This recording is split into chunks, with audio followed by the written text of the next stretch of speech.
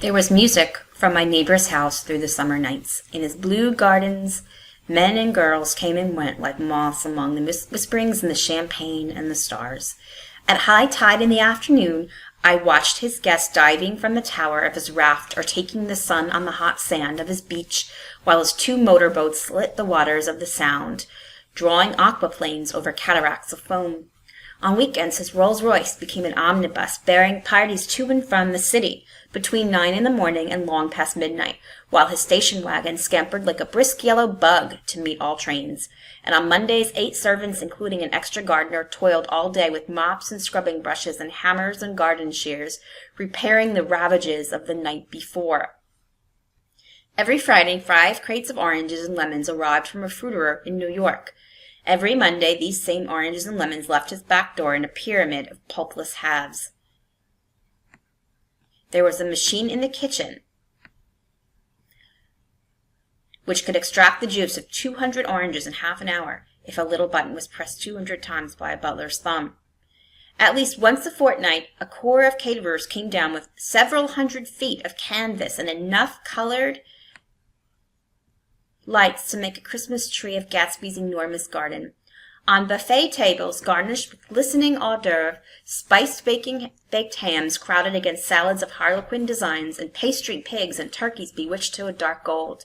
In the main hall, a bar with a real brass rail was set up, and stocked with gins and liquors, and with cordials so long forgotten that most of his female guests were too young to know one from another.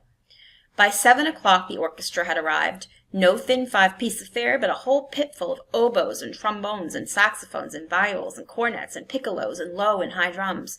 The last swimmers have come in from the beach now and are dressing upstairs. The cars from New York are parked 5 deep in the drive, and already the halls and salons and verandas are gaudy with primary colors and hair shorn in strange new ways and shawls beyond the dreams of Castile. The bar is in full swing, and floating rounds of cocktails permeate the garden outside until the air is alive with chatter and laughter and casual innuendo and introductions forgotten on the spot and enthusiastic meetings between women who never knew each other's names. The lights grow brighter as the earth lurches away from the sun, and now the orchestra is playing yellow cocktail music, and the opera voices pitch a key higher. Laughter is easier, minute by minute, spilled with prodigality, tipped out at a cheerful word. The groups change more swiftly, swell with new arrivals, dissolve and form in the same breath. Already there are wanderers, confident girls who weave here and there among the stouter and more stable.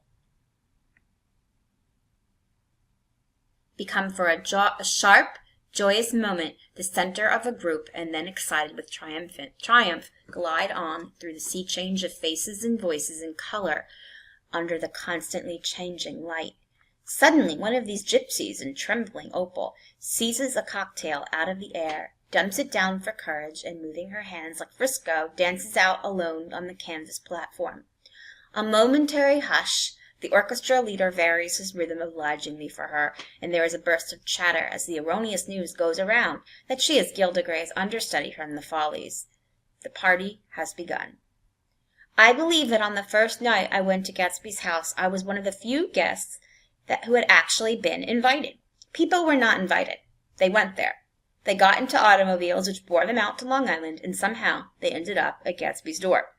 Once they were introduced by somebody who knew Gatsby, and after that they conducted themselves according to the rules of behavior associated with amusement parks. Sometimes they came and went without having met Gatsby at all, came for the party with a simplicity of heart that was its own ticket of admission.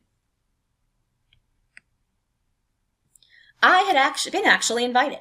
A chauffeur in a uniform of robin's egg blue crossed my lawn early that Saturday morning with a surprisingly formal note from his employer.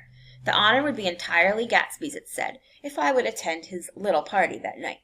He had seen me several times and had intended to call on me long before, but a peculiar combination of circumstances had prevented it.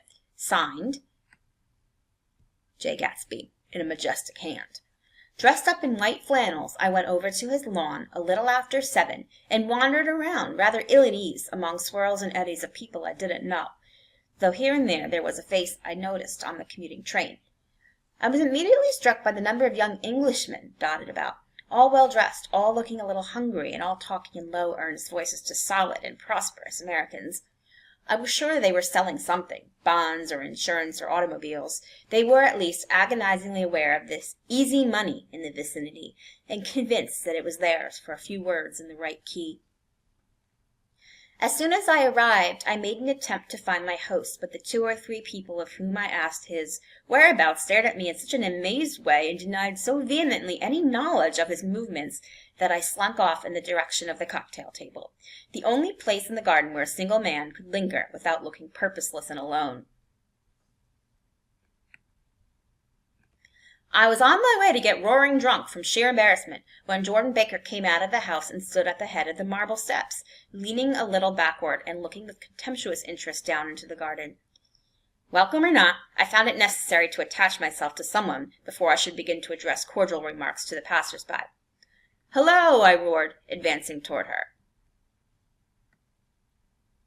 My voice seemed unnaturally loud across the garden. "I thought you might be here," she responded absently as I came up. "I remembered you lived next door to—" She held my hand impersonally as a promise that she'd take care of me in a minute, and gave ear to 2 girls in twin yellow dresses who stopped at the foot of the steps. "Hello," they cried together. "Sorry you didn't win." That was for the golf tournament. She had lost in the finals the week before. "You don't know who we are," said one of the girls in yellow, "but we met you here about a month ago." "You've dyed your hair since then," remarked Jordan, and I started, but the girls had moved casually on, and her remark was addressed to the premature moon, produced, like the supper, no doubt, out of a caterer's basket. With Jordan's slender golden arm resting in mine, we descended the steps, and sauntered about the garden. A tray of cocktails floated at us through the twilight, and we sat down at a table with the 2 girls in yellow and 3 men, each one introduced to us as Mr. Mumble. "Do you come to these parties often?" inquired Jordan of the girl beside her. "The last one was the one I met you at," answered the girl, in an alert, confident voice. She turned to her companion. Wasn't it for you, Lucille?" It was for Lucille, too. "I like to come," Lucille said. "I never care what I do, so I always have a good time. When I was here last, I tore my gown on a chair, and he asked me my name and address."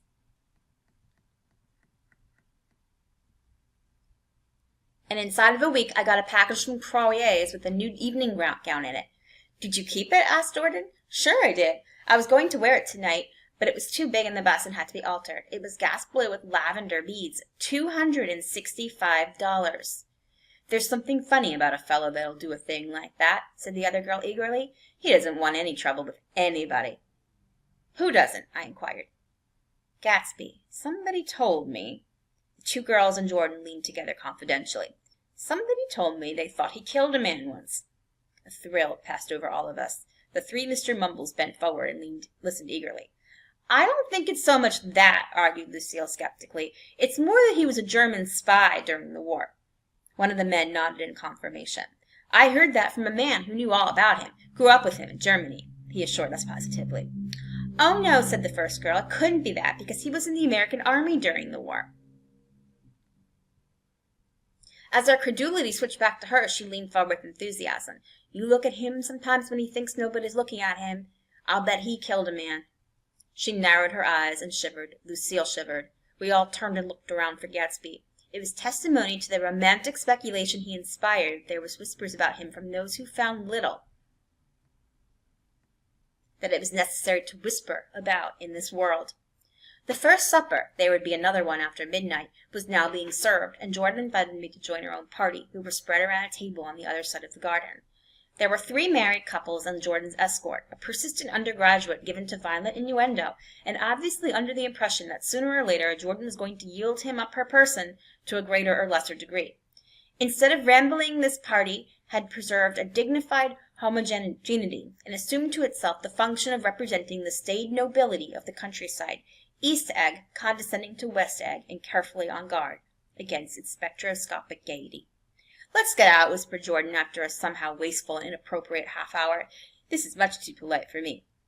We got up, and she explained that we were going to find the host. I had never met him, she said, and it was making me uneasy.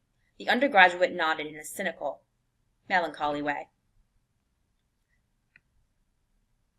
The bar, where we glanced first, was crowded, but Gatsby was not there. She couldn't find him from the top of the steps, and he wasn't on the veranda.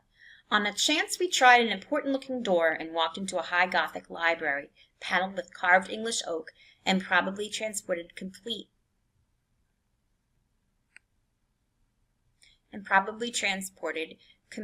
from some ruin overseas. A stout, middle-aged man with enormous owl-eyed spectacles was sitting somewhat drunk on the edge of a great table, with unsteady concentration, at the shelves of books. As we entered, he wheeled excitingly around and examined Jordan from head to foot. "What do you think?" he demanded impetuously. "About what?" He waved his hand toward the bookshelves. "About that. As a matter of fact, you needn't bother to ascertain. I ascertained. They're real." "The books?" He nodded. "Absolutely real. Have pages and everything. I thought they'd be a nice, durable cardboard. Matter of fact, they're absolutely real. Pages and here, let me show you." Taking our skepticism for granted, he rushed to the bookcases and returned with Volume 1 of the Stoddard Lectures. "See," he cried triumphantly, "it's a bona fide piece of printed matter. It fooled me. This fellow's a regular Belasco. It's a triumph. What thoroughness! What realism! Knew when to stop, too. Didn't cut the pages. But what do you want? What do you expect?" He snatched the book from me and replaced it hastily on its shelf, muttering that if one brick was removed, the whole library was liable to collapse. "Who brought you?" he demanded. "Or did you just come?" "I was brought. Most people were brought." Jordan looked at him alertly, cheerfully, without answering. "I was brought by a woman named Roosevelt," he continued. "Mrs. Claude Roosevelt. Do you know her?"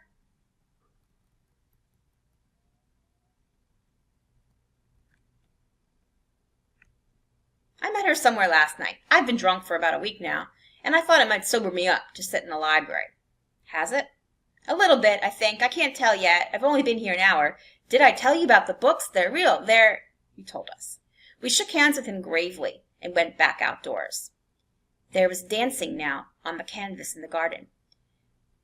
Old men pushing young girls backward in eternal graceless circles, superior couples holding each other tortuously, fashionably, and keeping in the corners, and a great number of single girls dancing individualistically or relieving the orchestra for a moment of the burden of the banjo or the traps. By midnight the hilarity had increased. A celebrated tenor had sung in Italian, and a notorious contralto had sung in jazz, and between the numbers people were doing stunts all over the garden, while happy, vacuous bursts of laughter rose toward the summer sky. A pair of stage twins, who turned out to be the girls in yellow, did a baby act in costume, and champagne was served in glasses bigger than finger bowls. The moon had risen higher, and floating in the sound was a triangle of silver scales, trembling a little to the stiff, tinny drip of the banjos on the lawn. I was still with Jordan Baker. We were sitting at a table with a man about my age and a rowdy little girl who gave way upon the slightest provocation to uncontrollable laughter. I was enjoying myself now. I had taken 2 finger bowls of champagne, and the scene had changed before my eyes into something significant, elemental, and profound.